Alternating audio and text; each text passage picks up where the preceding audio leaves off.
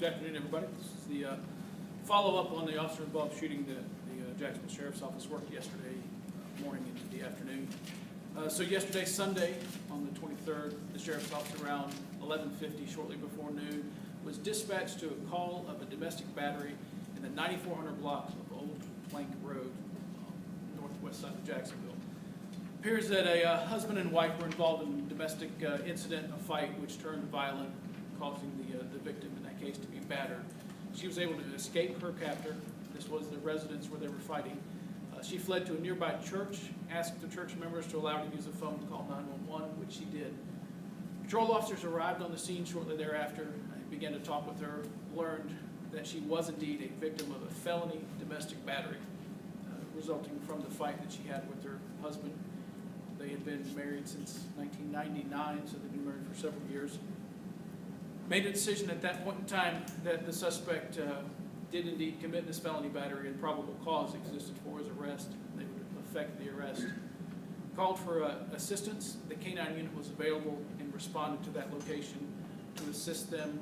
Sergeant and 3 K-9 units arrived at first. An extra K-9 unit came shortly thereafter to assist with what they were doing. They attempted to make contact with the suspect, who has been identified as Richard Francis Campo. He's a 36-year-old white male. They attempted to make contact with him at his residence. He was non-cooperative with their efforts to peaceably take him into custody to arrest him for the domestic battery. They learned after some efforts there to do so that it was going to be a SWAT call out. They surrounded the residence, and in order to protect the rest of the neighborhood and themselves, took up positions around the residence of Mr. Campo. Those efforts, again, still were trying to be made to have him surrender peaceably, and again, were negative when those efforts were made. During the time that they were trying to make contact with him, one of the K-9 officers who was surrounding the rear of the residence reported that at least 7 shots were fired from inside the residence towards his location, so close that he recounted that he could hear them zip over his head and notice they were hitting in the trees above his head. He relayed that to the officers out front. Within a few minutes from that incident occurring where the shots were fired from inside out, and it should be noted that Mr. Campo was the only one inside the trailer at that time. Campo came out to the front porch of the trailer, and he was armed with a long rifle that you see here to my left. In his left hand, he was on the phone in his right. We subsequently learned, did not know this at the time, but subsequently learned he was on the telephone with his mother. Told his mother that he was going to go out in Waco style, referring to the 1993 raid on the Branch Davidian complex in Waco, Texas, letting his mother know that he was aware that the police were there and he was not going to surrender peaceably. So as he steps on the front porch, he raises the gun that was in his left hand and pointed down. He raises it and points it at the direction of one of the K-9 officers. The K-9 officer, obviously in fear for his own life, knowing that shots had just been fired out the back, knowing this man's propensity for violence, and knowing that he's looking down the barrel of a long rifle, fired his issued departmental rifle one time at the subject. That shot missed. The subject was quick to point out to the officer that he missed, threw a whole bunch of expletives at him, talked about his mama. When the subject did that, he lowered the gun, but then immediately raised it shortly thereafter, within just a couple seconds, pointed it back at the officer who fired at him. Again, that same officer, obviously, again, in fear that this was going to be a deadly conflict and he was in fear for his life. He discharged his issued rifle one time. The other K-9 officer who was out front saw the same thing occur, a fear also that this gun was going to be discharged at them. He fired one shot. So you have 2 K-9 officers that fired one shot apiece. The subject was struck in the chest, fell to the porch of the trailer, and was announced dead in the scene by Jacksonville Fire and Rescue. Autopsy has revealed that he was only struck one time in his left chest. At this point in time, I'm not sure which of those officers' rounds was around that hit him, but both officers that were there, both canine officers, were firing their departmentally issued AR-15 rifles. I mentioned yesterday the officers. One is Canine Sergeant. He is 18-year veteran Rob Adams, and the other officer involved was Officer Charlie Wilkie, and he is a 23-year veteran, both assigned to the canine unit. The officers involved in this, as standard per our policy, were being placed on administrative leave. And I mentioned yesterday, as again with all these cases, we'll have a separate investigation that's conducted not only by our sheriff's office, but also by the state attorney's office, who had representatives on the scene yesterday.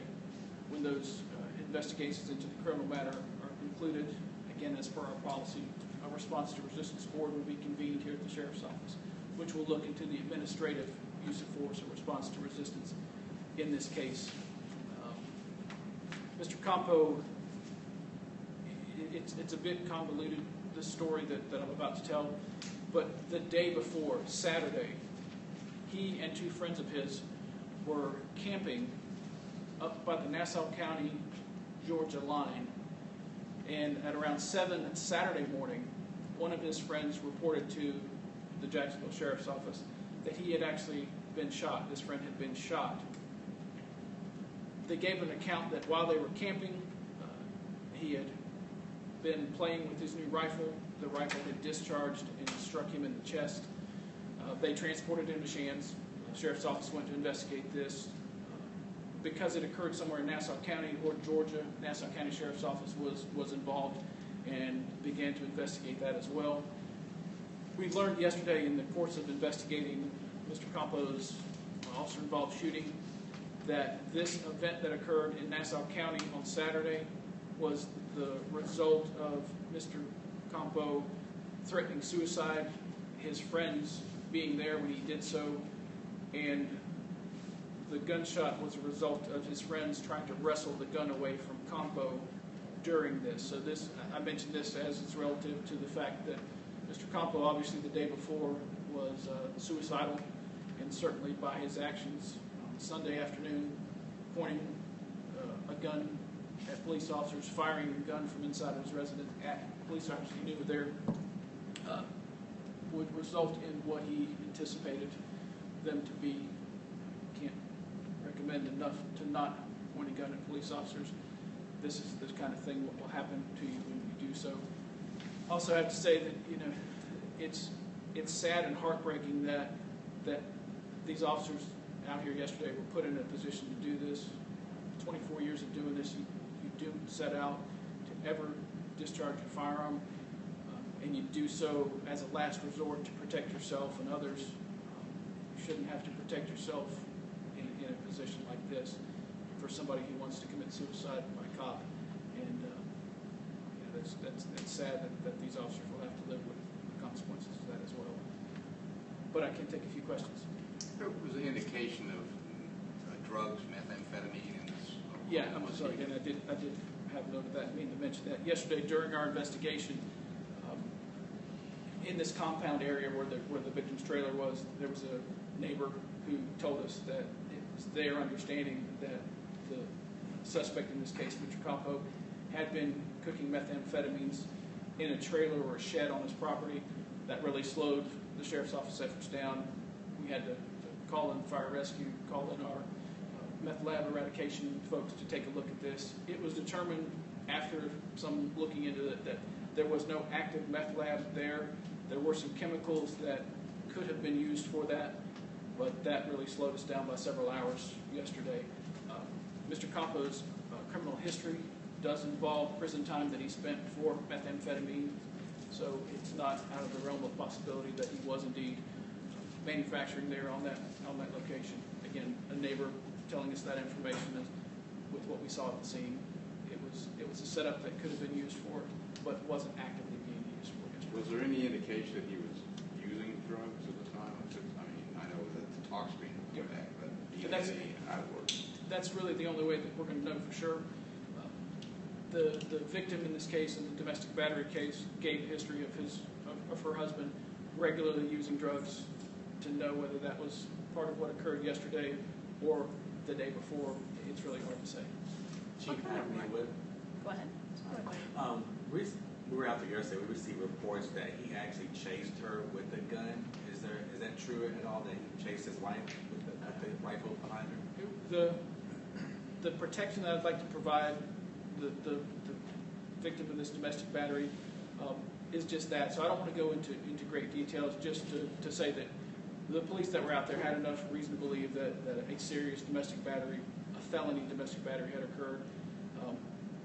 To go into the real specifics, and some of this may come out in the future, but I'd like to give her at least some protection and privacy that she's afforded to by law. And you know, the incidents when they occur like this, domestic, that turn into something like this, have to talk about them a little bit. But just know that she was a victim of domestic battery yesterday, and actually had been before. There's a history that goes back between the two of them to at least 2009. When there was an injunction filed by her against him that had been on and off over those number of years that this has been occurring. The Sheriff's Office has our INVEST team, the Intimate Violence Enhanced Services team, that look at cases of domestic battery, provide additional services, and make sure that the idea behind our INVEST team is working hand-in-hand with Hubbard House to ensure that it's a prevention for domestic homicides. She had not been a candidate or a victim that allowed her services of our INVEST team, but she had, again, back in the past, in 2009, involved herself with an injunction for protection. So the history that they've had was extensive enough to cause her that. Is this a gun that shot his friend? No, I do not believe it is. Do we know what type of rifle this is? Just curious. I can get that for you from it appears to be an AR-15 type of rifle. I don't know if it's a 7.62 millimeter or what exactly, but I can get that for you. We've also heard from people in the area that the couple has children. Is there anything you're able to tell us about them? Obviously, they weren't there when this happened. Yeah, I mean, the good part about it is their children were not there when this occurred. And I do know that they do have children. They are both of their children. But whether there's a history involving them or not, I'm not sure. Just know that they were not there yet. Chief Yes, Clark. Good. The guy was in conversation with his mother. Was that the conversation extended the whole time, or just an initial phone call and then what followed, or you don't, or do you know? We've spoken to Mr. Campo's mom, and it seems like he was on the phone and off the phone with her at different times during this. But she was on the phone with him when he exited, when he was confronted by the police, and when he raised that rifle at Officer Wilkie. Was she local or out of state, or do you know? Or? She's local here, and she's aware of this. Chief Hackney, you mentioned a history of domestic violence between the two in phone calls. Was this incident, I guess, one of the worst incidents between the couple? Looking back, it seems more of a progression of similar type behavior from Mr. Campo being a batterer of his spouse, and this is ultimately the accumulation of what it is. You know, you have somebody here who has a history of domestic battery, who has armed himself and put his hands on his spouse. There's no excuse for that. Just can't say it enough. Keep your hands off your spouses, and certainly when there's drugs involved and guns involved and kids involved, this is just the worst outcome that you can expect. So, Obviously, he has a documented history of domestic violence. What about mental illness? Do we know if he, obviously suicidal, but had he been committed or anything like that you're aware of? I'm not aware of anything like that. I know that, again, and I mentioned the issue on Saturday to kind of speak to what his frame of mind is. And it was during the time between when he fired out of the back of the trailer at one of the officers went back, and when he came out front, that he went on the phone with his mom and mentioned this not going out without a fight in the Waco type takeover. He had numerous rounds in magazines for that rifle inside the trailer. So thankfully, it was no worse than it was.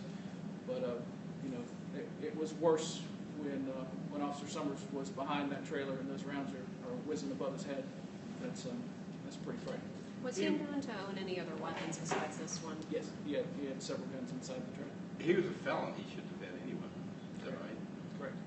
And he had how many? Several. Four? I don't know an exact number. I can get that from the PIO, but I know that there were several weapons that he had, firearms inside the truck. High-powered ones like this? Or is this the biggest one? I don't know. High powered enough. Gotcha. I wouldn't want to go against that or whatever he might have had in there. Any other questions? I have one more. The friend that was shot, is he okay? Yeah, he's okay. Okay. He's okay. It was I won't say a graze wound, but it was a non-life-threatening You injury. did file a false report on that? Yes, Is that it is. considered a false report? That is, and we're working with Nassau County. Actually, Nassau County and Georgia are kind of working together to figure where this occurred. It's in a camping area up there near the Nassau-Georgia line. It seems like the most people who camp in that area do it in Georgia, right over a bridge. But yeah, we're looking into the false reporting of Is that that a too. misdemeanor or a felony? For the false reporting, it's a misdemeanor. Any other questions? Was that man taken to the hospital, probably? What's that? That friend who was shot, was he taken to the hospital? He was actually. They were going to drive him to Shands Hospital. Were stopped by a train over on 301. When the train stopped them, they called for Jacksonville Fire Rescue. Was transported there to Shands Hospital. All right, thanks, Chief. Thank you very much. Is he still in the hospital? I don't know.